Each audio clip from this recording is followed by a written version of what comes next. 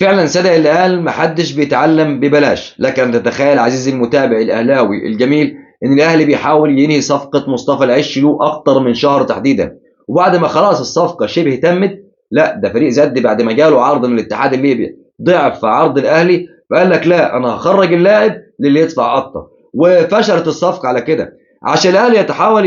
يحاول يضم اللاعب تاني مره تانيه، ولكن فريق زد النهارده بيقول له ان اللاعب ليس للبيع واحنا هنخرج اللاعب اعاره، والاعاره برضه للي يدفع اكتر. حبيت افكرك واقول لك ان الاداره يا ريت تتعلم من الدرس ده تحديدا، لان فريق زد من وقت ظهوره في الدوري الممتاز والاهلي كانت له الاولويه ان اي لاعب يخرج من الاهلي سواء كان اعاره او بيع يخرج من الاهلي لفريق زد، يعني الاولويه كانت لفريق زد. ومش عايز اذكر لك اسماء لاني هذكر لك كتير، لكن اتمنى الاداره تتعلم الدرس ده تحديدا، وخصوصا من بعض الفرق اللي الاهلي بيطلع عليها اللعيبه بتاعته، لانك في الوقت الحالي محتاج تضم صفقات ومحتاج اي صفقه عشان تعدي معاك الميركاتو، والجنب الاخر بيقول لك لا ده انا امشي ولا اللي يدفع اكتر. فوقت ما يجي يطلب منك لاعب قول له لا برضه انا بمشي بدي اللاعب للي يدفع اكتر.